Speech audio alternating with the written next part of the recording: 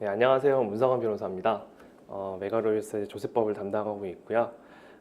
저를 뭐 보신 분도 계실 거고 이제 처음 이제 뵙는 분들도 계실 텐데 저를 이제 못 보신 분들 위해서 저에 대해서 간단히 이제 소개를 드리자면 저도 이제 여러분과 마찬가지로 저는 로스쿨 변호사 시험 1기 출신이고요. 저는 이제 공인회계사로서 일을 하다가 이제 로스쿨에 들어온 케이스고요. 그래서 이제 공인회사로서 일을 할 때부터 이제 조세법, 세법 관련 업무를 많이 했었어요. 그래서 어쩌다 보니까 이제 나와서도 뭐 세법 업무도 하고 있고 또 여러 가지 일을 하고 있는데 강의는 여기 메가로이어스 조세법 강의뿐만 아니라 또 이제 실무진들 이제 주로 세법 강의를 많이 하고 있고요. 실무진 상대로 뭐 이제 실무 강의도 하고 있고 그렇다고 이제 제가 이제 강의가 주업인 건 아니에요. 그래서 이제 강의가 주업인 건 아니고 이제 사무실 개업을 해서 이제 뭐 회계사 일도 하고 변호사 일도 있고 하고 뭐 여러 가지 일을 하면서 하다 보니까 그래서 아무래도 이제 제가 좀 8월 달에 9월 달에 좀 바빴어요. 예, 여기저기 좀 바쁜 일들이 많이 있어가지고 좀 사내 강의를 빨리 좀 개설했으면 좋았을 뻔했는데 조금 늦어진 점 양해 부탁드리겠습니다. 그래서 오늘 또 이제 토요일 아침인데 그래서 평일날에는 지난번에 하려고 하다 보니까 도저히 시간이 안 되더라고요. 그래서 미루다 하다가 어쩌다 보니까 토요일 아침에 이제 첫 강의를 하게 됐고요. 이제 기본 강의는 이제 지난 4월인가요? 5월 그때 찍었던 것 같아요. 그래서 5월 초에 촬영을 했었고 이제 그때 개설을 했었고요. 이번 풀이 강좌는 이제 뭐 기본적인 개념 이런 거에서 기본 강의에서 이제 설명을 드렸기 때문에 그런 개념도 뭐 간간히 말씀드리긴 하겠지만 그런 개념들보다는 이제 그 기출 문제, 변호사 시험 기출 문제라든가 이제 또 모의 시험 기출 문제를 같이 이제 풀어보시면서 뭐 문제를 어떻게 풀어야 되는지, 그다음에 어떤 식으로 접근을 해야 되는지 이런 걸 좀 말씀드리려고 해요. 그게 아마 강의가 주 포인트가 될 것 같고요. 또 이제 마지막 그 분량은 이제 뭐 결국은 판례잖아요. 변호사 시험이 뭐 문제가 뭐 교수님들께서 뭐 독창적인 문제를 내실 수도 있겠지만 아무래도 이제 공정성 시비가 있기 때문에 주로 이제 주요한 판례 혹은 뭐 최신 판례 이런 거 위주로 뭐 다른 과목도 마찬가지인 것 같고요. 그래서 그렇게 출제를 하시기 때문에 뭐 판례를 좀 업데이트하는 식으로 마지막을 진행을 할까 합니다. 먼저 강의한 뭐 저희가 특별히 교재는 없어요. 왜냐하면 교재를 또 만들면 좋은데 이제 그때 말씀드린 대로 이제 교재 만들려면 이제 시간 투입이 많이 돼야 되는데 이제 그런 것도 좀 있고 또 아직까지 뭐 이게 교재까지 만들 정도로 제가 뭐 이렇게 깊이 파고들고 이런 게 성숙하지는 않았다고 생각을 해서 제가 강의안을 이제 드릴 거예요. 이제 강의안 드리면서 강의할 텐데 이제 기출문제, 변호사실 기출문제가 이제 외부에 공시가 되기 때문에 뭐 저작법상 위험죄 뭐 침해 소지가 이제 거의 없는데 이제 작년에 어떤 일이 있었냐면 제가 이제 변호사 모의 시험을 문제를 이제 같이 강의안에 이제 수록을 해놨는데 이제 학원 측과 얘기를 해보니까 이제 그거는 저작법상 좀 침해 소지가 있다고 하더라고요. 그래서 이제 학원 측에 그때 얘기해가지고 뺐었는데 이번에도 이제 강의 진행을 위해서는 일단은 넣었어요. 모의 시험 문제 넣긴 넣었는데 혹시나 이게 만일 그 모의 시험 문제를 또 빼야 된다. 학원 측과 얘기해보면 또 빼야 된다 하시면 그 강의 드릴 때는 제가 강의할 때는 있다는 걸 전제로 해서 말씀드리니까 혹시 빼야 되는 상황이 오면 저한테 메일이나 거기 강의 게시판 있죠. 거기에다 이제 남겨주시면 제가 모의 시험 문제만 이제 뽑아서 이제 따로 보내드리도록 하겠습니다. 네, 그러면 강의를 들어가며 1페이지 보시면 있는데 요거는 이제 직접적인 문제는 아니고요. 이제 너무 또 처음부터 또 이제 강의 막 듣다 시작하면 좀 그렇잖아요. 그래서 뭐 이제 들어가는 뭐 오리엔테이션 이 정도 수준으로 생각하시면 될 것 같고요. 편하게 들으시면 될 것 같아요. 자, 조세법 문제는 총 몇 문이 나오죠? 몇 문이? 선택법은 다 동일하죠. 1문, 2문 이렇게 두 문제가 출제가 됩니다. 동시에 출제가 되고 한 문제당 80점씩 160점 배점이 되고요. 그다음에 이제 첫 번째 주의하실 게 배점이 결정돼 있잖아요. 문제 보다 보면 이렇게 배점이 뭐 40점, 20점, 30점 이렇게 돼 있잖아요. 그래서 뭐 이건 기본적인 거긴 한데 뭐 그 분량에 맞춰 쓰셔야겠죠. 예? 무슨 말씀인지 아시죠? 40점 문제는 좀 더 길게 써야 될 거고요. 뭐 학설도 쓸 수 있으면 쓰고 그렇게 해야 되겠죠. 40점 문제는. 왜냐면 배점이 다 거기에 들어가 있을 거란 말이에요. 배점들이. 학설 들어가는 거, 뭐 판례 입장, 그다음에 사안의 적용, 사안의 뭐 결론 이런 식으로 다 배점이 들어가 있기 때문에 40점 문제는 가급적 그런 체계를 다 맞추셔서 쓰시는 게 맞고요. 이제 20점 문제는 또 너무 길게 쓰면 안 되겠죠. 물론 뭐 길게 쓰면 득점해야 좋겠지만 답안지 분량이 한정돼 있잖아요. 20점 문제를 쓸데없다기보다는 너무 길게 쓰면 뭐 20점 문제 자체는 좋은 점수를 받을 수 있겠지만 반면에 다른 배점의 큰 배점의 문제들은 좀 득점에 비효율적이지 않나 생각이 되기 때문에 또 20점 문제 잘하신다고 하셔가지고 너무 또 길게 쓰지 마시고 잘하신 만큼 압축해서 중요한 포인트, 키워드 들어가게 압축해서 쓰시면 될 것 같고요. 자, 분량 조절 잘 하시면 되는 거예요. 답안지 보시고 40점 문제면 답안지가 앞면, 뒷면이 있잖아요. 앞면을 거의 다 쓰신다는 생각으로 쓰시면 되는 거예요. 아시겠죠? 20점이면 반바닥, 반 페이지 한쪽에 한 면에 반 페이지 쓰시면 되고 그 다음에 그 이제 문제 풀 때 뭐 처음부터 문제 읽자마자 쓰시는 분은 없으시잖아요. 예, 문제 읽자마자 바로 써야지 이렇게 쓰시는 분은 뭐 아무리 자신감 있다고 쓰시는 분은 없으실 거고 일단 어떻게든 답안지에 이제 적시를 해야겠다 이렇게 이제 계율을 잡으실 거 아니에요. 이제 계율을 잡으실 때도 반드시 답안지 분량 감안하셔가지고 배점이 어떻게 들어가는지 보고 결정하시면 될 것 같고요. 자 이제 또 여쭤보시는 게 문제 소재, 문제의 제기 꼭 써야 되느냐? 예, 근데 가급적이면 쓰시는 게 좋은 것 같아서요.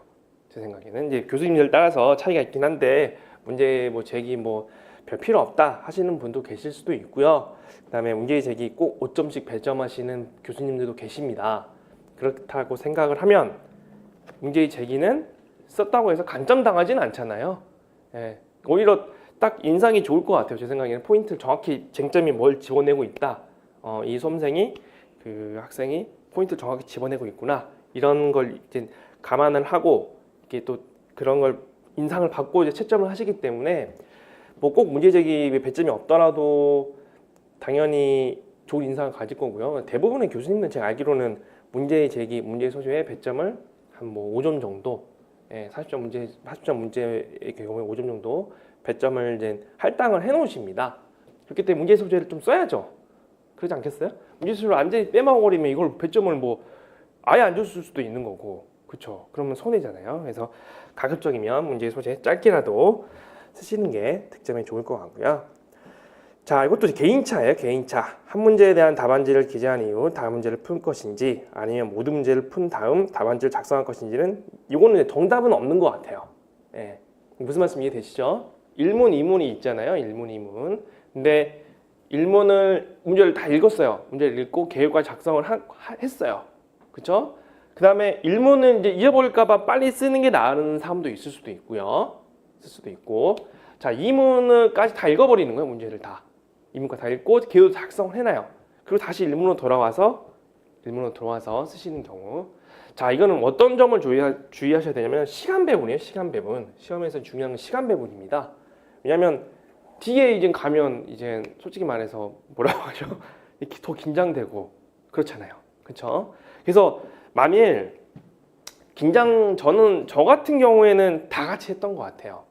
다 1문, 2문을 다 썼던 거, 다 한꺼번에 풀었던 것 같아요. 왜? 왜냐하면 저는 이제 그때 판단했기에 제 성향이 갑자기 시간이 없으면 생각이 잘 안 나요. 이게 막 생각이 잘 안 나는 케이스, 저는 그런 성향이었거든요. 그래서 일단 문제를 다 풀어놓고 그 다음에 시간이 부족하면 2문은 뭐라도 빨리는 쓸 수 있잖아요. 머릿속에 담아 있으니까. 그쵸? 빨리 쓸 수 있죠. 근데 이제 생각해보세요. 그거를 갑자기 풀려고 하면 막 안 들어온단 말이에요, 눈에. 특히 조세법 같은 경우는 날짜 이런 것도 그 여러 날짜가 나오기 때문에 날짜 같은 거를 어떤 걸 봐야 되는 건지, 날짜 계산을 어떻게 해야 되는 건지도 중요한데 그런 점에서도 실수가 있을 수 있고, 그래서 저는 뭐 조세법뿐만 아니라 이렇게 1문, 2문 시험 문제 할 때 1문, 2문 둘 다 했었던 것 같은데, 또 이제 그게 뭐가 또 단점이 될 수 있냐면 자, 일문, 이문을 또 하염없이 개요 작성하시는 분들이 계세요. 예, 개요만. 그렇게 되면 뭐가 문제겠어요? 쓸 수 있는 시간이 부족하시잖아요. 쓸 수 있는 시간이 답안지에. 결국은 내 머릿속에 있는 게 중요한 게 아니라 답안지에 어떤 내용을 쓴 게 이제 것으로 내가 채점을 교수님께서 하시기 때문에 설사 일문, 이문을 쓰시더라도 시간 제한을 두셔야죠. 개요는 언제까지 무조건 짜야겠다. 그래서 이문 잘 모르겠다. 이문을. 그러면 너무 이문에 고민하지 마시고 제한된 시간에 고민하시고 그냥 빨리 일문에서 쓰세요. 쓰시고 다시 이문 그때 고민하셔도 돼요. 예, 그렇게 하시는 게 그러니까 시간 배분을 그렇게 잘 하셔야 된다 이 말씀이고요. 이거는 뭐 개인 성향에 따라 어떻게 할 건지 결정하시면 되고, 자, 중요한 것은 판례 입장을 아는 거예요. 판례 입장. 예, 이거는 저도 잘 하시니까 결국은 판례잖아요. 예, 이게 실무 나오면 뭐 학설은 저도 뭐 이렇게 민사든 형사든 이제 소송을 이제 제가 강의만 업으로 하는 건 아니니까 오히려 다른 업무를 더 훨씬 많이 하거든요. 변호사 업무를. 근데 보면 판례도 잘 쓸 때도 있고 안 쓸 때도 있는데 학설은 거의 안 써요. 학설은 거의 안 쓰고 판례에 있으면 이제 판례를 이제 그 입장을 가져와서 인용을 하는 수준. 그리고 또 판례가 거의 없는 부분도 꽤 많기 때문에 대부분 또 많은 사건들은 이제 그런 건 판례도 안 쓰죠. 그냥 어떻게 해 가야 되지 않겠냐. 그러니까 이제 또 실무 나오시면 뭐 그거는 잘 적응하실 거고, 네, 그렇게 하시면 되고. 자, 조세법은 날짜가 중요합니다. 날짜가 특히 제척 기간, 소멸시효 이런 거 계산할 때, 또 경정 청구 기간 이런 계산할 때는 몇 년 안에 할 수 있다. 제척 기간은 5년이 경과되면 제척 기간 도과되는 거죠. 그러면 언제부터 도과되는지를 알아야 될 거네요. 예, 기산일을 산정을 해야 되는데 그게 중요한 거예요. 기산일 산정하는 거 날짜 꼼꼼히 보셔야 되고. 자, 그 다음에 문제의 답이 있다는 심정으로 주어진 문제를 꼼꼼히 살펴보는 것이 중요합니다. 이건 뭐 문제 잘 읽으셔야 돼요. 문제. 예. 국세기본법에서 정한 절차를 하라고 하는데 이거 내가 그때 기억나서 했어. 그래서 막 아무 뭐 국세기본법 없는 다른 법에 있는 절차 이런 걸 쓰신다든가 그러면 안 되시겠죠. 그래서 문제를 꼼꼼히 보셔야 된다. 문제를. 자, 그 다음에 시험에 임박해서 가장 중요한 것은 남들이 모르는 지엽적인 문제를 맞추는 것보다는 남들도 아는 문제를 정확히 쓸 수 있는 것이 중요합니다. 예, 이거는 뭐 많이 들으셨을 것 같아요. 예, 근데 저도 공부를 해보면 그런 것 같아요. 저도 옛날에 공부할 때 생각해보면 뭐 조세법 그 모든 법이 다 그렇죠. 자, 공부를 할 때 불안하잖아요. 교과서를 이렇게 이제 넘기시잖아요. 교과서를 넘기실 때 이거 왠지 나올 것 같아. 별로 안 중요한 것 같은데 갑자기 그런 필이 꽂혀요. 예. 그래서 또 막 열심히 해요. 또 중요한 거 넘기고 이거 나오면 나 혼자 맞힐 것 같아. 또 열심히 공부하세요. 그거. 예. 좋아요. 그런 거 공부하는 거 좋으신데 이제 그런 걸 공부하실라는 거는 그 밑에 전제가 내가 기본적인 문제 요거는 확실히 알고 있다. 알고 있었는 게 멈추면 안 되고 나와도 확실하게 답안지 쓸 수 있다. 이게 있으셔야 돼요. 그러니까 시험이라는 게 뭐 변호사 시험이 이제 뭐 합격률이 많이 낮아졌죠. 그래서 저도 뭐 굉장히 안타깝게 생각하고 있는데 그래도 제 생각에는 남들이 아는 다 틀린 거 브레타 문제를 혼자 맞추면 당연히 이게 수석을 바라고 하시는 건 아니시잖아요. 그렇죠? 이게 뭐 변호사 시험 내가 수석을 해야겠다. 그러면 다 봐야죠. 다 봐야지. 이런 문제를. 그것을 다 보고 막 브레타 나온 거 다 대비가지고 다 하셔야 하는 게 맞는데 수석을 바라는 건 아니시고 제 생각에는 실수를 줄이는 게 맞으세요. 실수를. 그리고 자기가 한번 알고 있는 분야를 제대로 봤으면 혹시 브레타 문제 나오더라도 쓸 수 있습니다. 사람이 그 잠재력이라는 게 생각보다 굉장히 커요. 그래서 저 같은 경우에도 안 봤던데 예전에 봤던 기억 때문에 떠올라가지고 답안지 그 실제 시험장에 썼던 기억들이 있거든요. 그래서 다 아는 걸 정확히 다 아는 걸 아는 게 아니라 정확히 써야 돼요. 정확히. 판례 입장 정확히 쓰셔야 되고 키워드 정확히 쓰셔야 되고 그다음에 학설 요구하는 분야는 학설도 정확히 쓰셔야 되죠. 그렇죠? 그걸 다 쓰고 있는데 혼자 못 쓰고 있으면 그 실제 지엽적인 문제를 왜 그러냐면 지엽적인 문제는 정확히 쓰기가 힘들어요. 사실상 브레타 문제는. 그러니까 왜냐하면 내가 봤더라도 아무래도 이건 내가 무의식적으로 중요한 건 아니라는 생각 때문에 그래도 좀 더 대충 보거든요. 중요한 부분보다는. 그래서 그거를 써서 정확히 맞추기보다는, 그래서 득점하기보다는 내가 중요한, 남들 다 쓰는 중요한 부분을 놓쳐가지고 답안지에 부정확하게 썼을 때 그 잃어버리는 점수가 훨씬 더 큽니다. 예, 그래서 남들 아는 문제 다 맞추셔야 돼요. 그게 틀리면 이제 갑자기 당락까지 영향이 나와버리니까 남들도 아는 문제 정확히 쓸 수 있는 거, 이거는 몇 번 강조해 드려도 중요한 겁니다. 다 특히 사례형, 기록형의 경우에는 단순히 머리로 아는 것과 직접 써보는 것과 전혀 다르므로 답안 작성 연습을 병행하면서 공부하는 것이 중요합니다. 이것도 마찬가지예요. 저희는 제가 아까 말씀드렸잖아요. 머리에 있는 거를 가지고 테스트하는 게 아니잖아요. 내 머릿속에 어떤 지식이 있는지를 들어가 봐서 아, 이 친구 이걸 알고 있구나, 이렇게 테스트하는 게 아니라 그냥 답안지에 있는 것만 보는 거예요. 제가 백날 알고 있어도 답안지 안 쓰면 저는 빵점인 거예요. 그렇죠? 그렇기 때문에 그 답안지에 어떤 내용을 쓸 건지, 이런 문제가 나오면, 기본적인 문제 나왔을 때 그게 중요해요. 근데 이제 이것도 개인마다 스타일 차이가 있는데, 자 제가 예를 들어서 정자 막 진짜 답안지 쓴 것처럼 실제로 다 정자로 쓰시는 분도 계세요. 제가 봤을 때는 그게 그분 스타일이면 오케이예요, 오케이. 근데 그렇게 되면 저 같은 경우는 어떤 느낌이냐면 너무 시간 낭비가 되잖아요. 어차피 이거를 다 써야 되는데 이거를 계속 정자로 쓰고 있으면 시간이 오래 걸리잖아요. 그래서 저 같은 경우는 이제 키워드 중심으로 쓰고, 이제 키워드 중심으로 쓰면서 이거를 말로는 이었던 것 같아요. 이렇게 써야겠다. 근데 이제 그게 연습이 잘 돼야겠죠. 이건 만일 쓰는 게 더 기억에 남다 하신 분은 쓰는 게 맞고요. 저처럼 저 같은 스타일을 보시는 키워드 위주로 쭉쭉 나열한 다음에 이거 이으면 되는 거니까 이제 말로는 해야죠. 키워드만 쓰시면 안 되고, 실제 답안지 나왔을 때 이렇게 해서 이렇게 한다, 써야겠다. 근데 답안지 시간 줄이기 위해서 위해서 키워드 위주로 쓰시는 거고, 연습하실 때 말씀드리는 거예요. 자, 그렇게 중요하고, 자, 똑같은 말씀 드리는 것 같긴 한데, 시험의 당락은 모르는 문제를 맞추기보다는 보통 난이도 문제를 얼마나 정확하게 기재할 수 있느냐에 따라 결정됩니다. 이건 뭐 계속 모든 시험의 진리예요, 진리. 남들 다 아는 문제를 틀리면서 합격하기란 굉장히 힘듭니다. 근데 남들 아는 문제를, 결국 저는 그렇게 생각해요. 남들 아는 문제를 하나도 안 틀리고 다 맞춘다? 이거 굉장히 어려운 일이에요. 굉장히 생각보다는 말은 쉬운데 모든 과목에 있어서 남들 다 아는 문제를 정확히 다 맞춘다, 이런 100% 합격합니다. 사람이라는 게 실수를 하기 마련이거든요. 특히 이게 교정시험이라는 게 뭐 잠깐 1시간 보고 하는 시험이 아니잖아요. 그렇죠?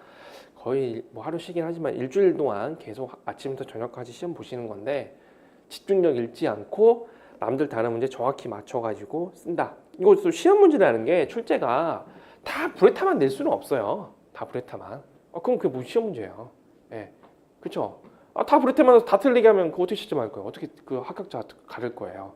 쉬운 문제에 넣고, 보통 문제에 넣고, 어려운 문제에 넣고, 이거는 모든 시험이 그 난이도 조절할 때 넣단 말이에요.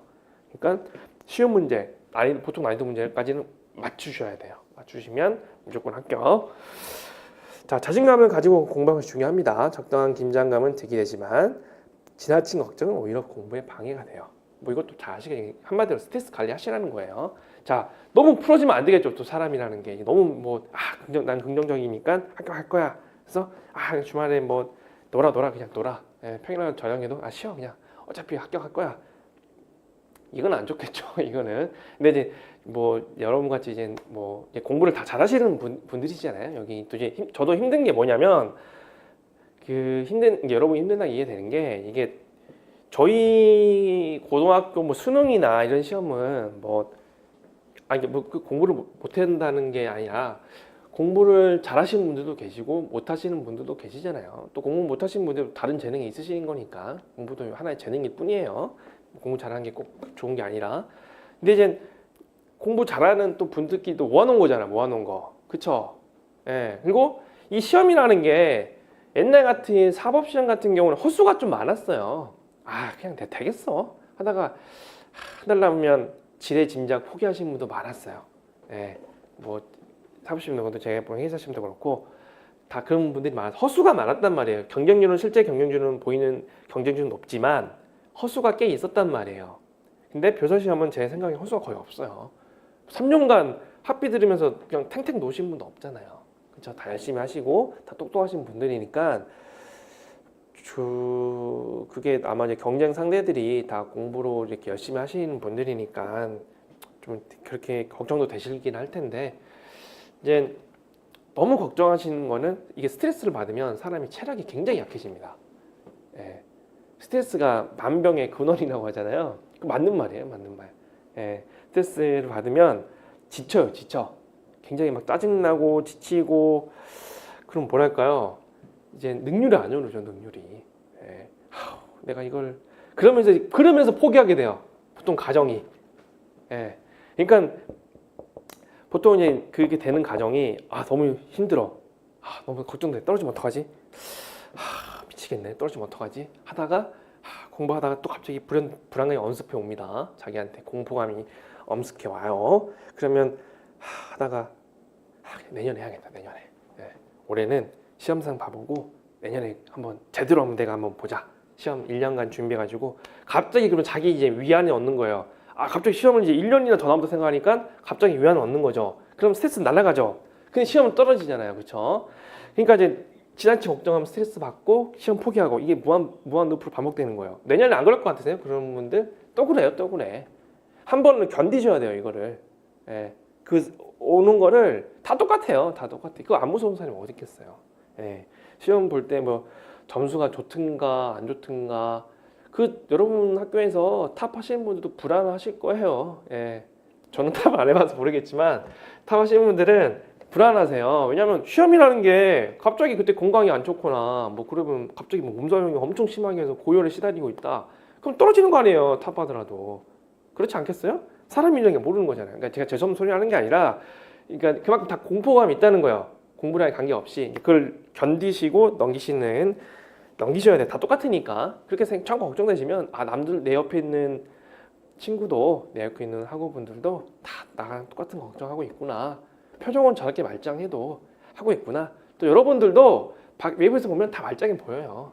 내가 안에서는 막 곰고 있는데 외부에서 보면 다 저 친구는 굉장히 멘탈이 강한데 이렇게 생각될 거예요. 그래서 다 똑같다. 그러지 말아주시면 되고 자, 변호사 시험은 일주일간의 시험을 봅니다. 특히 첫 번째, 두 번째 날은 저녁 7시까지 시험을 봐요. 예, 아침부터 오전 10시부터 자, 그럼 뭐가 중요하겠어요? 시험을 7시까지 보잖아요. 7시까지 보잖아요. 그러면 예전에 같은 경우에는 사법시험 같은 경우는 그 두 과목 봤었죠. 4시간을 봤었죠. 시험을 2시간씩 두 번을 봤으니까. 근데 7시까지 보면요 사람이 엄청 지쳐요. 예, 넉다운이에요. 넉다운. 그래서 7시 끝나잖아요. 7시 끝나서 시험 문제 끝났으니까 첫째 날 힘들어. 그래서 집에 가죠. 뭐 집 바로 옆에서 하면 그나마 괜찮겠지만 또 이제 버스 타거나 뭐 택시 타고 집에 가실 거 아니에요. 또 이렇게 그러면 집에 가서 밥 먹어요. 근데 밥이 넘어가요? 배고파 죽겠네 하면서 밥 넘어가요? 안 넘어가요. 저도 밥 잘 못 먹었던 것 같아요. 예, 그래서 오늘 시험 망한 것 같은데 나 하면서 이렇게 밥이 안 넘어갑니다. 그러면 다 보면 걱정하다 보면 9시 돼요. 9시 저녁 9시. 자, 그러면 다음날 시험 걱정되죠. 예, 다음날 시험. 첫째 날 같은 경우에는 형사법 걱정된다는 거네요. 자, 형법책 펴보는데 양이 너무 많아. 그래서 9시 미치겠네 하면서 하다가 이제 시간이 10시가 됩니다. 이제 고민을 하죠. 그냥 자야 되나 말아야 되나 고민하죠. 그래서 내일 시험을 컨디션을 자야 되나 말아야 되나 이것도 이제 개인적 취향인 거예요. 이것도 무리하게 밤새시면 안 돼요. 예, 밤새면 큰일 납니다. 예, 왜냐면 체력이 못 버텨요. 다음날 7시까지 체력 못 버텨져요. 예, 이것도 이제 자기 체력 보면서 하셔야 돼요. 이것도 어쩔 수 없어요. 근데 체력 좋으신 분들이야 좀 늦게까지 보시고 막 넘기시다가 보시면 되고 아니면 저 같은 경우에는 중요한데 꼭 한 번만 더 보고 왔으면 좋은 것도 있잖아요. 그거는 미리 좀 시험 보기 전에 체크를 해놨던 것 같아요. 그래서 그것만 딱 보고 들어가자. 예, 그래서 그것만 딱 보고 들어갔던 경우도 있고 왜냐면 이 시험이 힘든 게 차라리 주관식 사례형만 보면 그냥 장점만 2주로 보면 되잖아요. 오전 객관식을 봐야 되잖아요. 그렇죠? 그럼 이거 판례 같은 거 어떻게 다 볼 거예요? 그 시간이 안 돼요. 예, 요런 책 다 본다고요? 그게 시간이 안 돼요. 그래서 그거는 여러분들이 계획을 가지고 하시면 될 것 같고, 어쨌든 체력 관리 중요하다. 그래서 체력이 중요하니까 체력 향상을 해야 돼요. 체력 향상을. 그러니까 체력 향상을 해야겠다 생각하시면 뭐가 가장 떠오르시죠? 뭐가? 운동해야겠다는 말 그 떠오르지 않으세요? 운동? 예, 운동을 해야지 이제부터. 예, 내가 1학년 3학년까지인데 3학년 그 겨울방학 때까지 운동을 전혀 안 했지만 이제 운동을 해야겠다. 체력 향상을 위해서. 또 이건 또 무작정 하는 건 좋은 것 같지는 않아요. 예, 왜냐하면 운동을 통해서 체력이 향상되는 분들도 많이 계시겠지만 운동을 지금부터 갑자기 무리하게 하는 거는 오히려 몸에 더 안 좋습니다. 특히 요즘같이 미세먼지 많고 이럴 때 밤에 막 뛰어다니다가 미세먼지 다 들어 마시고 다음날 알아 눕고 몸이나 사람 몸이라는 게요, 적응을 해야 돼요. 적응을. 바로 운동한다고 그 다음날 체력 좋아지는 거 아니에요. 이게 운동이라는 게 몸이 이게 체질이 바뀌어야 되니까. 근데 체질 바뀐 만쯤에 시험 볼 수도 있잖아요. 그렇죠? 그러면 역효과잖아요. 예. 그렇죠? 계속 공부할 거 아니잖아요. 그렇죠? 그러니까 그런 분은 차라리 어떤 사람도 잠을 많이 자야 체력이 회복되는 분도 있어요. 나는 뭐 저 아는 친구도 8시간 꼭 자야 된대요. 8시간을. 예. 8시간 안 자면 자기는 머리에 아무것도 안 들어온대요. 예. 어떤 친구는 게임을 했네요. 게임을. 예. 게임을 매일 할 수는 없겠죠, 당연히. 근데 이제 뭐 주말에 뭐 몇 시간이라도 게임하면서 스트레스 푸는 거야, 그걸로. 예. 그러니까 이제 그런 거는 여러분이 잘 정하시면 돼요. 내가 잠을 꼭 자야 된다. 그럼 운동하셔야 자세요. 그런 분들은 주무세요. 예. 그다음에 게임을 꼭 해야 된다. 게임이라는 게 이제 게임을 웬만하면 제가 추천하고 싶지 않은 게, 게임이라는 게 1시간 하고 싶다고 1시간 할 수 있는 게 아니잖아요. 예. 게임하다 보면 밤새요, 그러다가. 예. 그러면 이제 웬만하면 게임 하지 말라는 건데, 꼭 나는 뭐 죽었다 깨어도 게임 해야 된다. 그러면 뭐 그 위닝이라도 하면서 이렇게 잠깐 시간제 줘가지고 하면 뭐 한두 시간 스트레스 푸는 거다. 그건 괜찮죠, 그런 정도는. 예. 뭐 그래서 자기 압박을 놓는 거죠. 이닝 이제 2시간 이상 하면 나 이제 시험 떨어진다. 이제 암시를 줘가지고 이닝에서 2시간 넘으면 던져버리고. 예. 그런 거 조절할 수만 있으면 뭐든지 괜찮은 것 같아요. 제 생각 스트레스 관리하면서 그런 게. 그래서 이제 그런 거는 이제 여러분들 제가 뭐 딱 정답이 없는 거기 때문에 여러분들에게 맞춰서 진행하시면 될 것 같아요. 예. 자, 여기까지 말씀드리고요. 자, 이제 뭐 앞에 이제 여러분께 뭐 간단히 조언해 드린 걸 생각하시고, 예, 아무튼 여러분 잘하고 계신 분들은 뭐 제 말을 뭐냐 한쪽 귀로 듣고 한쪽 귀로 넘기시면 되고, 또 도움이 되신 분들은 또 도움이 되는 내용들은 또 한번 고려 보셨으면 될 것 같고요. 자, 그럼 2페이지 한번 넘어가 보겠습니다. 2페이지 이제 공부해야겠죠? 예. 자, 2017년도 제 6회 변호사 시험이에요. 이제 올 초에 나온 거죠, 올해 초에. 자, 문제 한번 읽어보겠습니다. 제 1문. 내국법인 A 주식회사는 2013년 사업년도 법인세 1억 원을 신고 납부했습니다. 그런데 A 주식회사 대표이사 갑에 대한 탈세 제보를 받은 갑의 간할 세무서장 을은 갑에 대한 확인 조사를 한 결과 A 주식의 소형차를 갑이 개인적 용도로 사용한 것으로 파악해서 제 간할 세무서장 병에게 통보를 했어요. 통보를 받은 병은 이제 수용차에는 감가상각비를 송금불산입합니다. 왜 개인적 용도 썼으니까 개인적 용도 쓰면 안 되죠. 자, 송금불산입해서 2014년 7월 1일 A 주식회사에게 법인세 1,000만 원을 추가로 부과하겠다는 가세예고 통지를 하였고, A 주식회사는 2014년 7월 8일 위 통지서를 송달받았습니다. 자, 2014년 7월 8일에 뭘 통지했어요? 가세 예고 통지를 했죠. 송달받은 게 가세 예고 통지를 송달받았습니다.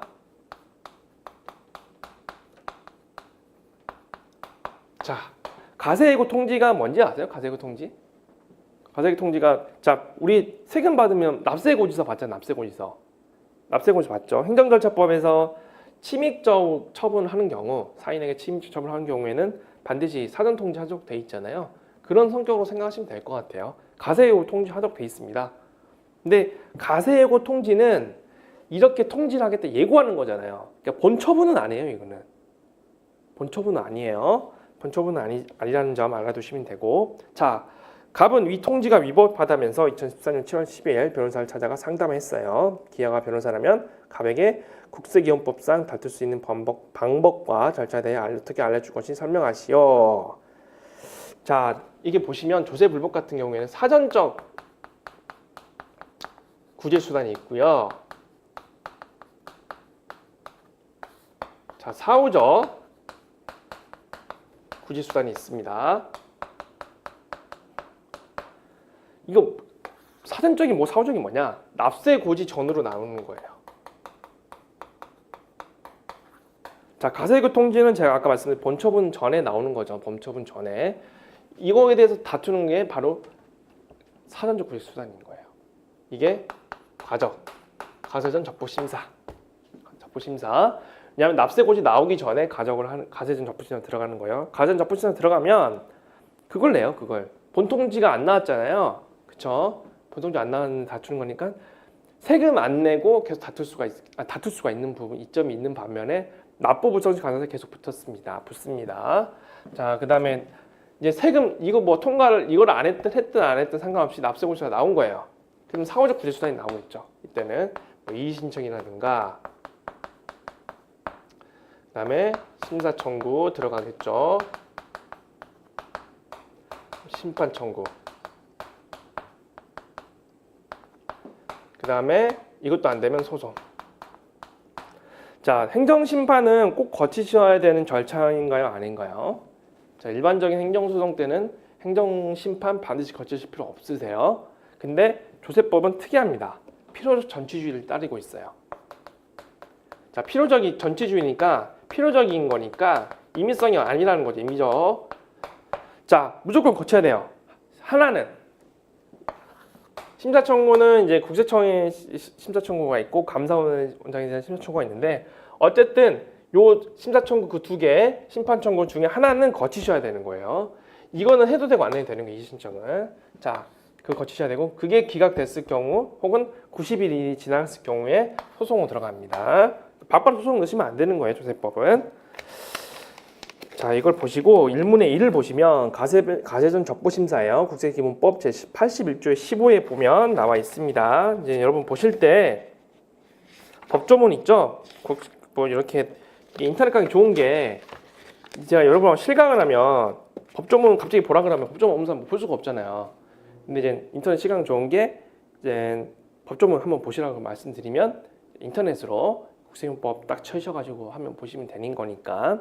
자, 81조 15 보시면 가세전 적부심사 있죠. 요걸 적으시면 돼요. 요 법조문을. 네. 그래서 가세전 적부심사라 하면 세무조사 결과에 따른 가세 처분을 하기 전에 가세한 내용을 미리 납세하게 통지하여 그 내용에 이의가 있는 납세자로 하여금 가세 적부심사를 청구할 수 있도록 한 절차입니다. 그래서 가세 처분 이전 단계에서 그 마련된 제도니까 사전적 구제수단인 거예요. 사전적 구제수단. 그래서 요거는 30일 이내에 청구하시면 되고, 자, 가세 예고 통지를 받은 날로부터 30일 이내 하시면 되고, 뭐 요런 거 이제 이런 내용 적으시면 돼요. 네. 자, 이제 1문의 1, 이 정도면 가세변 적부심사를 쓰라는 내용이에요. 예, 그걸 이제 방법과 절차니까 법조문 쓰시면서 그런 내용들 잘 정리하셔가지고 다 넣으시면 되고, 자, 2번 병은 2014년 10월 1일 A 주식에 대하여 위 가세 요구안대로 법인세를 부과했습니다. 2014년. 자, 법인세 부과해서 고지서가 10월 8일 날 송달이 됐네요. 이거는 본처분이지. 이거는 본처분. 그쵸? 이거는 본처분이에요. 요거 행정소송 걸더라도 이거 가지고는 못 걸어요. 가세요금 통지 가지고는 이거 가지고 걸어야지. 그래서 부과를 했고 2014년 10월 8일 송달 받은 후 2014년 10월 31일 납부했네요. 근데 이제 갑이 억울해요. 이게 2014년 10월 31일 변호사를 찾아가 상담했고요. 자, 기아가 변호사라면 갑에게 국세용법상 다툴 수 있는 방법과 절차에 대해 어떻게 알려줄 건지 설명하시오. 자, 여러 절차가 있다면 모두 포함하되 경정청구는 제외하라. 경정청구를 하지 말라는 거예요. 이게 쓰지 말라는 거죠. 자, 이제 조세불 절차 개관을 보시면 국세용법 제55조에서는 세법에 의한 처분으로서 위법 또는 부당한 처분을 받아 권리 또는 이익을 침해받은 자가 국세에 관한 조세불복 절차를 규정하고 있습니다. 자, 국세에 대한 쟁송은 아까 제가 말씀드린 대로 필요적 전치주의를 채택을 하고 있어요. 그래서 국세청장에 대한 심사 청구나 그다음에 이거 심판 청구는 조세심판원장이 하는 거예요. 조세심판원에 대한 심판 청구는 택일해서 구제를 신청할 수 있고요. 요거에 앞서서 납세자는 이의 신청할 수 있다는 거예요. 이의 신청. 처분청이나 지방국세청장에게 이의 신청을 할 수 있습니다. 다 국세용법에 규정이 있는 거예요. 국세용법에 55조 보시면 규정이 다 있습니다. 15조 불법조차 보시면 규정이 다 있고요. 20조 55조 사망. 다만 감사원 심사함 청구는 감사원법에 규정이 돼 있어요. 감사원법 3조에 따른 뭐로 제 생각엔 국세이용법상 방법과 절차는 아니잖아요. 그래서 여기서는 이 신청, 국세청장에 대한 심사 청구, 그다음에 조세심판원에 대한 심판 청구 이걸 쓰라는 의도인 것 같아요. 교수님 내신 의도는. 자, 조세 불복 기간은 자, 국세에 대한 불복 청구 기간은 원칙적으로 처분이 있은 것을 안 날로부터, 즉 통지를 받은 날이겠죠. 그날 받은 날로부터 90일 이내. 예, 이것도 국세법 조항이 있고요. 그 다음에는 뭐 이의신청하고 심사청구, 심판청구 이렇게 국세용법 조항들이 다 적어놨어요. 이의신청 같은 경우에는 국세용법 제66조, 심사청구 같은 경우에는 국세용법 제62조, 심판청구 같은 경우에는 국세용법 제69조 이렇게 적어놨기 때문에 요걸 이제 잘 이제 법조문 써야 하는 건 당연한 거 아시죠? 변호사인데 법조문 안 쓸 수는 없잖아요. 예, 그래서 법조문이 단 기본이 되는 거니까 법조문을 이제 찾아서 적시하면 되시고 그런 거 전출하시면 되고 내용들 이제 정리하셔가지고 이제 답안지 기재하시면 될 것 같아요. 네, 이렇게 하시면 되고. 자, 2번 이렇게 해서 40점짜리 문제예요. 그러니까 이게 1번은 20점짜리 문제니까 가세점 적부심사만 쓰시면 되는 거고 2번은 좀 내용이 많죠. 쓸 내용들이. 그러니까 40점짜리고 3번 보시겠습니다. 3번. 자, 이 주식회사는 변호사에 의뢰하여 소송 끝에 위 수용차가 업무에 직접 사용되었음을 입증하여 위 부가처분을 취소하는 승소 판결을 받아 2016년 11월 10일 확정됐습니다. 아, 이거 축하드릴 일이네. 축하드릴 일. 이겼어요. 내가 억울했는데 승소 판결을 받았단 말이에요. 확정됐어요.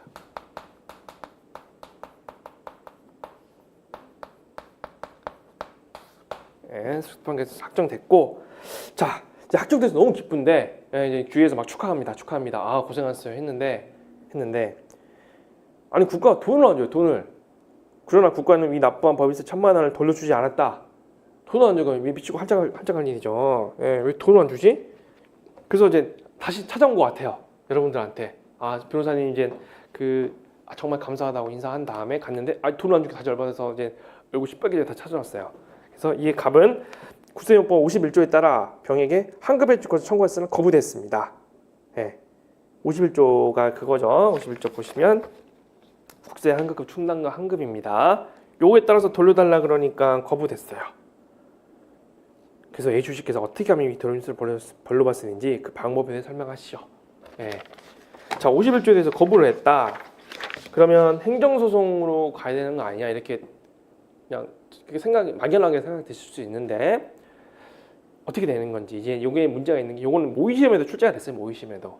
예. 행정소송을 할 거냐 아니면 민사상 부당이득 반환 청구로 갈 거냐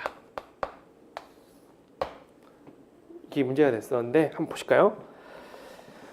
자, 국세기본법상 51조 한부청구권은 납세무자 가압법에서 금액이 있거나 세법에 의하여 환급비 환급세가 있는 때에 국가는 반환할 의무가 있어요. 근데 반환을 거부했잖아요. 그쵸? 그러면 자, 밑에 판례 입장 보실게요. 국세 환급금에 대한 국세기본법 51조 1항 기타 규정은 정부가 이미 부당이득으로서 그 존재와 범위가 확정되어 있는 가압납부액이나 환급세가 있는 때에는 납세자 환급 신청 기다릴 것 없이 이를 즉시 반환하는 것이 정의와 공평이 합당하다는 법리를 선언하고 있는 것이므로 이미 그 존재와 범위가 확정되어 있는 가압납부액이나 환급세액은 납세자가 부당이득 반환을 구하는 민사소송으로 그 환급을 청구할 수 있다. 이걸로 하나는 거죠. 부당이득 반환 청구 이걸로 하는 거고. 자, 3번 보실게요. 3번. 자, 3번 보시면 요거는 납부세무자의 환급 청구는 이미 확정된 내부적 사무 처리 절차로서 가세관청의 환급 절차를 규정한 것에 지나지 않고 규정에 의해서 비로소 환급 청구권이 확정되는 것은 아니므로 국세 환급금 결정이나 이 결정을 구하는 신청에 대한 환급거부 결정 등은 납세의무자가 갖는 환급 청구권의 전부나 범위에 구체적이고 직접적인 영향을 미치는 처분이 아니어서 항고소송의 대상이 되는 처분을 할 수 없다. 예, 무슨 말이 되세요? 확정돼 있잖아요. 이게 승소판결 확정돼 있잖아요. 그쵸?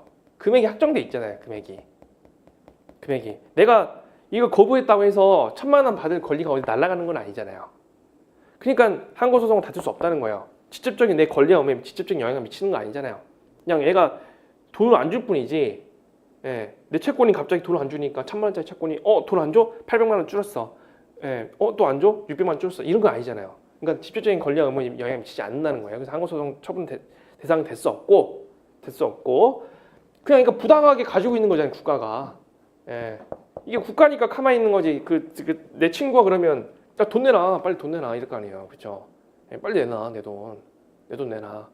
예, 돈 안 주니 돈을 안 주고 있으니까 돈 주기로 했는데 왜 돈을 안 줘? 그런 경우에는 부당하게 가지고 있기 때문에 법률상 원인이 없이 부당하게 가지고 있죠. 그래서 민사상 부당이익 반환 청구로 해야 된다. 요거는 아마 작년 모의시험에 나왔어요. 한번 모의시험 기출문제거든요. 그래서 그 모의시험 제가 이제 강의해드렸으니까 그 보신 분들은 뭐 쉽게 접근이 가능하지 않았을까 생각이 듭니다. 자, 이 정도 보시면 될 것 같고, 자, 이문 한번 넘겨볼게요. 이문. 자, 이문은 아이고 죄송합니다. 이게 떨어졌네요.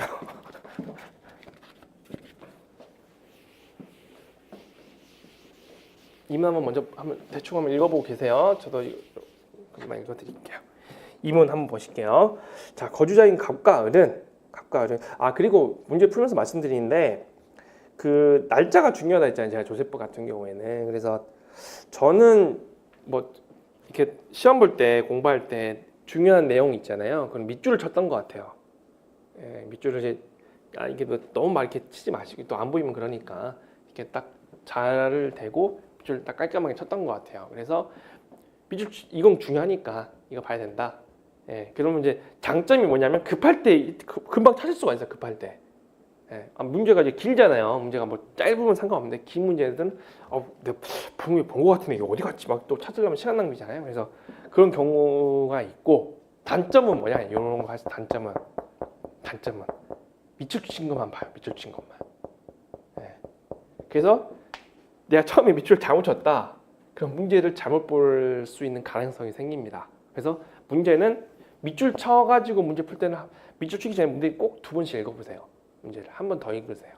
그래야 그 실수가 없어요. 왜냐면 나중에 밑줄 치신 부분만 위주로 보니까 밑줄 치신 부분만. 그래서 문제에서는 밑줄 치지 않은 부분을 물어보고 있었는데 그러면 밑줄 친 부분만 계속 고민하다가 그러다 문제 잘못 본 거가 될 수 있으니까 만약 그게 걱정되시면 밑줄 치지 마시고요. 밑줄 친다고 밑줄 친 부분만 보시면 안 돼요, 절대. 예. 밑줄 이렇게 잘 쳐야겠죠, 밑줄을. 예. 예를 들어 거주된 각과 을은 서로 2003년 서로 우일푼으로 혼인하였다. 이런 건 밑줄 칠 필요 없잖아요. 서로 우일푼으로 혼인하였다. 이런 거는 밑줄 칠 필요 없고. 예. 자, 혼인 중 남편 갑과 아내 을이 공동으로 영위하던 우리 도움이 큰 성과를 거두었네요. 그로 인해 이 부분은 2010년경 이제 돈을 벌었어요. 돈을 벌어가지고 서울 마포구 소재 단독주택 한 채, 서울 강남구 그 비싼 강남구에 중형 아파트 한 채를 매입해서 갑의 명의로 근데 명의가 갑의 명의네요. 갑의 명의로 보유하고 있었습니다. 2013년경 국내 비상장에서 이게 주식 투자까지 하시네 이분들. 주식 2만 주를 1억 원에 매입해서 갑의 명의로 보유하고 있었습니다.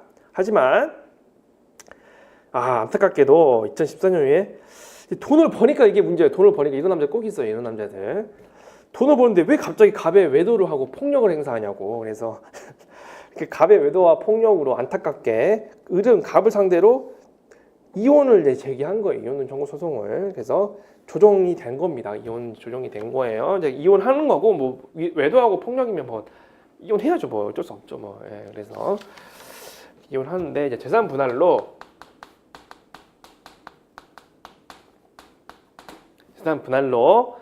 자, 아파트를 이제 을한테 넘기는 거죠. 을한테. 그다음에 위자료 다 보면 위자료 명목으로 주식 2만 주를 넘깁니다.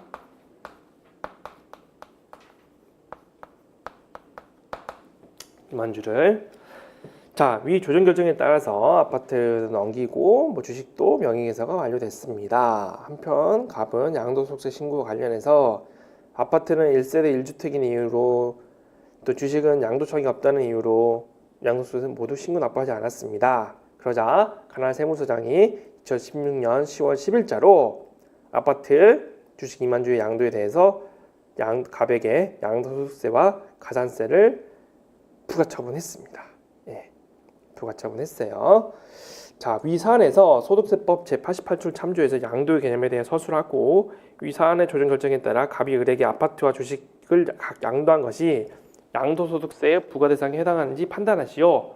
이 문제가 첫 번째 문제예요. 이제 제가 작년에 사례풀이 강의하고 이제 최종 마무리 강의를 이제 진행을 할 때 진짜 그래서 제가 이거 왠지 올해에는 양도소득세 문제가 한 문제는 나올 것 같다. 예, 이게 제가 자랑하는 게 아니라 진짜 그렇게 말했어요. 근데 나왔어요, 이게 진짜로. 그래서 저는 이제 문제를 보고 이걸 실제 이렇게 말해줬어요. 그래서 내가 이제 물론 이제 제가 재산분할 위자료가 나올 거란 말을 그까지는 말은 안 했지만 어쨌든 강의는 했으니까 그 부분에 대해서 이제 강의 되신 분은 어렵지 않게 이제 접근하실 수 있지 않았을까 이런 생각이 듭니다. 자, 1문 먼저 볼게요. 1문. 양도 개념은 소득세법 88조에 있어요. 소득세 88조. 양도란 자산에 대한 등기 또는 등록과 관계없이 매도, 교환, 법인에 대한 현물 출자 등으로 인하여 그 자산이 유상으로 이전이 돼야 돼요. 유상으로. 자, 이게 변호사분들도 많이 헷갈리세요. 이게 자, 우리 민법 공부하신 분 있잖아요. 민법 공부하신 분들. 그때 민법은 소유권이 넘어가는 기준을 뭘로 봐요? 돈으로 보나요? 등기로 보잖아요. 등기 넘어갔을 때 소유권 넘어갔다고 하잖아요. 그쵸? 예. 근데 양도소득세는 대금청산일을 양도수기로 봅니다. 즉 돈이 넘어가요. 돈이. 그러니까 이게 달라요. 이게 저는 이제 경영학과 출신이거든요. 저는 법대 출신은 아니고 회계사 출신이다 보니까 경영학과를 이제 대학에 졸업을 했었는데 이제 경영학 친구들도 있고 이제 법을 공부하면서 이제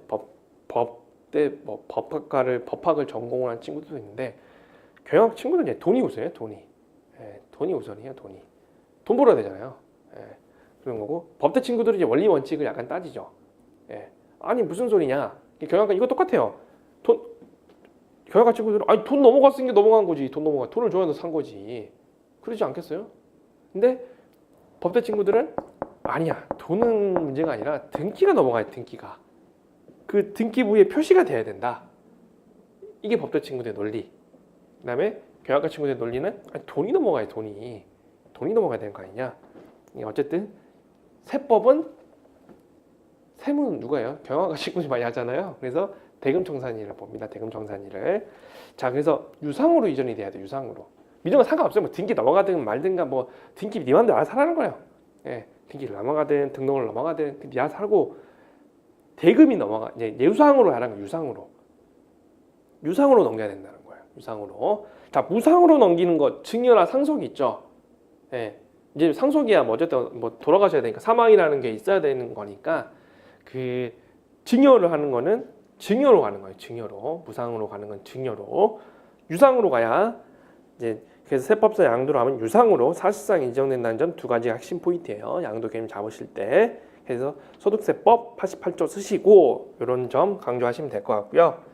자, 이제 두 번째, 아파트와 주식을 양도한 것이 양도소득세 부과 대상인지 여부. 자, 아파트는 왜 넘어갔어요? 재산분할 때문에. 재산분할 위자료. 자, 하시잖아요. 재산분할 왜 주는 거예요? 재산분할 왜 주는 거예요? 그 재산, 그 부부가 이제 공유재산이잖아요. 공유관계잖아요. 공유관계. 그쵸? 같이 들고 있으니까 남남되니까 찢어야 될 거 아니에요. 이거를. 예. 그쵸? 찢어야 되잖아요. 그래서 재산을 이렇게 딱 찢어가지고 분할하는 거예요. 분할을. 그러니까 재산분할의 성격이 야, 너랑 나랑 결혼 생활하면서 이렇게 서로 싸우고 지지볶고 하면서 형성한 재산을 이제 서로 갈라서기를 한 마당에 나누자는 거예요. 나누자는 거. 그쵸? 이게 유상으로 간 것 같아요? 안 간 것 같아요? 이 아파트는 원래 을이 기여한 바에 의해서 을이 가져간 게 맞다는 거예요. 자기 재산 자기가 가져가는 게 무슨 유상양도예요. 이해되시죠? 자기가 원래 자기 거예요. 자기 거. 명의만 이렇게 돼 있었는데 원래 내 거였으니까 내가 가져가는 거예요. 그래서 자기 거 자기 가져가는 거니까 그거는 유상양도가 아니겠죠. 그래서 유상양도가 아니면 양도소득세 과세대상이 될까요? 안 될까요? 안 되죠. 유상으로 되죠. 양도가 돼야 된다고 제가 말씀드렸잖아요. 방금. 안 되는 거예요. 그래서 이혼 시 재산 분할에 의한 양도는 그 실질이 잠재적 공유지변의 해소에 불과하므로 유상양도에 해당하지 않는 바 양도소득세 과세대상에 해당하지 않습니다. 자, 밑에 판례 보시면 재산 분할에 의한 자산의 이전이 양도소득세 과세대상이 되는 유상양도에 포함되지 않는다는 것이 판례 입장입니다. 자, 두 번째 주식의 경우입니다. 주식의 경우 두 번째 주식의 경우 위자료 넘기 위자료. 자, 위자료는 왜 줬을까요? 위자료는 귀책 배우자 갑이 자기 돈 벌었다고 이제 바람 피고 부정행위하고 폭력까지. 예. 그러면 우리 이제 그 와이프 이제 여자 그 배우자인 은을 마음이 엄청 아프겠죠. 예. 그쵸? 많이 아플 거예요. 마음이 돈 벌었다고 저 인간이 돈 벌었다고 일어나 나 이렇게 버리나. 예. 예. 씁쓸한 마음을 금할 길이 없죠. 그럼 이제 그걸 위로를 해줘야 될 거 아니에요. 위로를 그게 위자료 돈을 줘야 돼요. 돈을 줘야 돼. 근데 이제 뭐 이렇게 2억씩은 안 줘요. 위자료 이렇게 실제 판결 혹시 어렵게 보는데 뭐 이 사람들이 뭐 재벌도 아니고 무슨 2억씩은 안 주는데 2억씩은 실제 판결에서 위자료 2억씩은 안 주는데 뭐 어쨌든 2억 주기로 했으니까 지들이 준다는 거죠. 예, 그래서 2억씩은 안 주는데 주기로 했으니까 2억이라는 위자료를 이제 받으면 되는 거니까 2억 주라고 그러니까 야 뭔 소리냐? 나 2억 없어. 그래? 그러면 얘가 줄지 안 줄지 확신이 없잖아요. 그렇죠? 안 주면 어떡해. 얘가 갑자기 또 바람 피고 이제 나 갑자기 또 바람 피고 다른 애 만나서 안 주면 어떡해. 그래서 야 2억 빨리 내놔니까 없다 하니까 또 이거라도 줘. 비상해 주시. 이거라도 줘. 그러면서 2억 채권이 소멸될 거잖아요. 2억 채무죠. 채무. 이 갑의 입장에서는 2억 줄 채무가 갑자기 생겨났다가 주식을 주면서 소멸했죠. 경제적 이익이 있은 거잖아요. 2억만큼. 그러니까 이거는 유상양도죠. 유상양도. 그래서 이전 위자료의 경우에는 위자료 지급 채무의 소멸이라는 반대급부가 존재합니다. 이 채무가 없어졌잖아요. 유상양도에 해당하는 바 양도소득세 과세대상에 해당한다. 판례 역시 위자료를 지급할 채무가 소멸하는 경제적 이익을 얻게 되는 것이므로 그 주택의 양도는 양도소득세 부과 대상이 되는 유상양도에 해당한다. 이렇게 정리하시면 될 것 같고, 자 2번의 2 본세와 별개로 가산세 부분만 다툴 수 있는지 국세연법 제2조 4호 및 47조를 참조하여 설명하고 이 사안에서 양도소득세 부과처분 중 적법한 부분에 대해 그 갑이 위와 같은 이유로 양도소득세 신고 납부하지 않은 것이 48조 1항에 해당하는지 판단하시오. 자, 요거는 이제 법조문을 보시면 돼요. 국세연법. 이 법조문을 쓰라는 거예요. 이렇게까지 법조문에 교수님께서 그 법조문 조항까지 명시해 준 거는 그 법조문을 읽고 쓰라는 거예요. 활용을 하라는 거예요.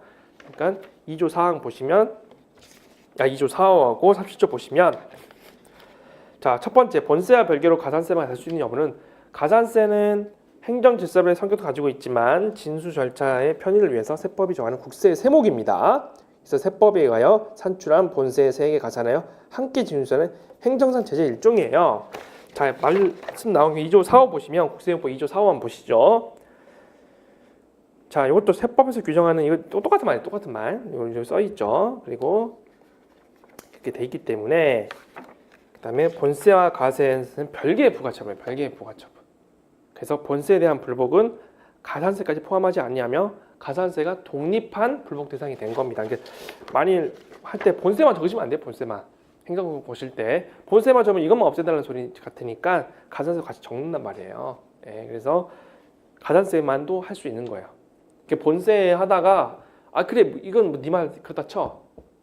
가산세 맞다 치는데 본세 나 가산세 오르서 못 내겠다.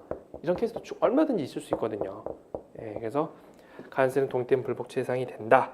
따라서 본세에 독립해서 가산세 부과 처분이 자체만 취소를 구하는 경우 별도의 전심 절차는 거쳐야 되겠죠. 별도의 전심 절차, 뭐 심판 청구나 심판 청구 거쳐야 되는 건 당연한 거고. 자, 어떤 경우가 있을 수 있냐면, 자, 내가 그 사업을 하면서 A라는 이제 고민이 되는 거예요. 자, 1안, 2안, 이렇게 있는데, 자 이제 물어봤어요. 1안으로 갈까 2안으로 갈까? 그러니까 전문가들 답변 들어보니까 1안으로 가는 게 좋을 것 같으나 사실관계 변동에 따라 다를 수도 있으며 구체적인 예규위치, 구체적인 태도는 명확하지 않으며 2안으로 갈 가능성도 배제할 수 없으며 그러면 우리 법무법인의 의견은 1안으로 갈 것 같기도 하지만 2안으로 갈 수도 있다는 점을 전혀 배제하지 말 것을 간곡히 부탁드리. 이런 식의 의견서를 받아왔단 말이에요. 이런 식의. 예. 그러면 이제 실무자가 아니 1안으로 가라는 거야, 2안으로 가라는 거야. 헷갈리죠. 그래서 안 되겠다. 내가 국세청에 직접 전화해서 물어봐야겠다. 질의해서 물어봐야겠다. 그래서 이제 국세청에 직접 서면 질의를 합니다. 그래서 국세청에서 1안으로 가시오. 이렇게 했단 말이에요. 1안으로 가시오. 이건 1안이 맞습니다. 그래서 이걸 들고 와서 대표님 이제 사장님한테 사장님 1안으로 가시죠. 제가 명확한 답을 얻어왔습니다. 그래서 1안으로 가자고 했어요. 갔는데 갑자기 2년 뒤에 띠리리 하면서 갑자기 국세청장이 이제 조성환이 이제 트릭 닥칩니다. 너 1안으로 가고 있었어. 예. 2안이 맞아. 2안이. 예. 그래서 거기 무슨 소리냐고. 너 니들이 1안으로 가라며. 니들이. 그래서 하니까 아니야. 그 친구 잘못 오해했던 것 같아. 미안한데 2안으로 가야 될 것 같아. 그래서 2안이 또 실제 맞아요. 2안이. 판단해 보니까 2안이 다 맞대. 예. 그리고 갑자기 그때 법무 전문가들 보면서 그 당연히 2안이지 그거는. 당연히 2안이지. 이렇게 한단 말이에요. 그러면 법이 이게 맞으니까 본세는 이거 맞아 갈 수밖에 없잖아요. 그렇죠? 본세는 이걸 가야 될 거 아니에요. 이게 맞으니까. 그 본세는 그렇다 쳐. 본세는. 근데 가산세를 또 내래. 가산세를. 그러면 이 회사 아까 우리 김 과장님 그 사장님한테 보고한 김 과장님 이제 회사 잘리기 위해 처한 거예요. 사장님이 가서 자신 있게 내가 1안이라고 가자고 했는데 이까지는 설득이 됐는데 자 사장님 이제 그래 사장님께서 그래 하면서 그래 그럼 우리나라는 법치국가니까 그래 법을 따라야지 이렇게 하실까요? 노발대발 하시겠죠. 이제 사장님 우리 사장님 그러면서 1안으로 가라고 한 놈 나와. 그래서 우리 김 과장님 이제 회사 잘리기 위해 처입니다. 예, 그래서 이런 경우에는 가산세를 하는 게 너무한 거 아니냐? 예. 어때요? 이런 경우는 가산세 다툴 만은 하지 않을까요? 본세는 이게 맞다고 인정을 하더라도 가산세 못 내겠다는 거죠. 아니 가세강청에서 1안으로 가라고 갔는데 갑자기 와서 2안으로 해서 내가 기책사유가 있느냐는 거죠. 예. 자 그런 게 억울하지 않겠어요? 가산세? 그렇죠? 그게 이제 48조에 담겨 있어요. 48조. 국세경법 48조 보시면 자 1항 보실게요. 1항. 자 정부는 이 법 또는 세법에 따라 가산세를 부과하는 경우 그 부과의 원인이 되는 사유가 기한 연장 사유에 해당하거나 납세자가 의무를 이행하지 아니한 데 대한 정당한 사유가 있는 때에 해당 가산세를 부과하지 아니한다. 정당한 사유. 자, 그럼 이제 물어봐요. 이제 저한테도 많이 정당한 변호사님, 이 정당한 사유가 뭐예요? 저도 그래요. 저도 잘 모르겠어요. 예. 왜냐면 워낙 케이스 바이 케이스라. 예. 이게 실무상으로 많이 문제돼요. 근데 이제 제가 설명할 때는 어떻게 설명드리냐면, 자 가산세를 할 때는 납세자의 고의 가치를 요건으로 보진 않아요. 자 민사상 불법행위 손해배상 책임할 때 그 고의가치 요건 있어요 없어요? 750조에 민법 있잖아요. 예, 저보다 잘하실 거네요, 그죠? 저보다 잘하실 거네요. 그래서 고의가치 요건 막 적잖아요, 이렇게 우리 시험 볼 때 있어야 되는데 가산세는 고의가치 요건이 없다는 말은 다르게 보면 그냥 가서 하겠다는 거예요. 그냥 가산세 고의가치 가산세 입증 안 하더라도 가서 할 수 있다. 이 말이 무서운 말이에요. 무서운 말. 예, 무서운 말이에요. 정당한 사유를 굉장히 엄격하게 제한하고 있습니다.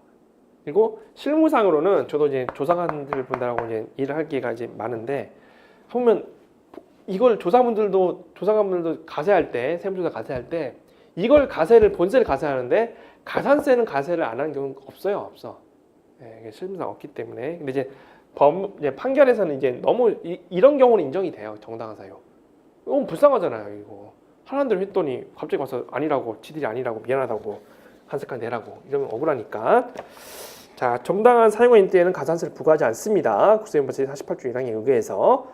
자, 정당한 사유를 하면 일반적으로 그 의무의 일행을 당사자에 기대하는 것이 무리라고 할 만한 사정이 있을 때, 즉 책임을 물을 만한 기대 가능성이 없을 때를 의미하나 구체적으로는 가산세 제도의 취지를 중심으로 재반 사정을 고려하여 개별적 판단하고 있습니다.